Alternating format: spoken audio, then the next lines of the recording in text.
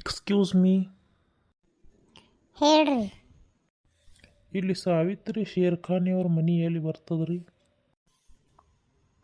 ನಾನೇ ರೀ ಸಾವಿತ್ರಿ ಶೇರ್ಖಾನಿ.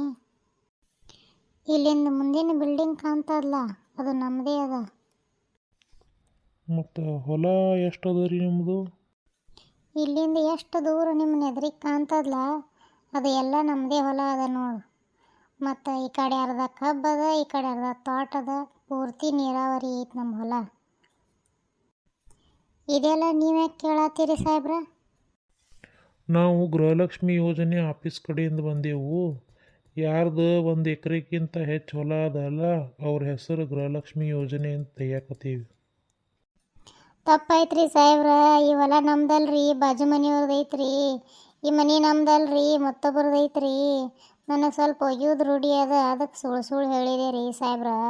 ತಪ್ಪಾಯ್ತ್ರಿ ಸರ, ನನ್ನ ಫಾರ್ಮ್ ರಿಜೆಕ್ಟ್ ಮಾಡಬೇಡ್ರಿ ಸಾಹೇಬ್ರ. ನನ್ನ ಫೋನಿನ ರೀಚಾರ್ಜ್ನು ಗೃಹಲಕ್ಷ್ಮಿ ಯೋಜನೆಯಿಂದ ಮಾಡಿಸ್ತೇನೆ ರೀ ಸರ್, ಅದೇ ರೊಕ್ಕದೇನೆ.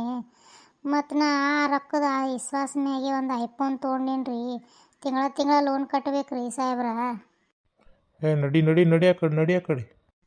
ಬ್ಯಾಡ್ರಿ ಸಾಹೇಬ್ರ, ಹಂಗೆ ಮಾಡಬೇಡ್ರಿ ಸಾಹೇಬ್ರ. ನನ್ನ ಫಾರ್ಮ್ ರಿಜೆಕ್ಟ್ ಮಾಡಬೇಡ್ರಿ ಸಾಹೇಬ್ರ, ನಿಮ್ಮ ಕಾಲು ಮುಗಿತೀನಿ ರೀ ಸಾಹೇಬ್ರ.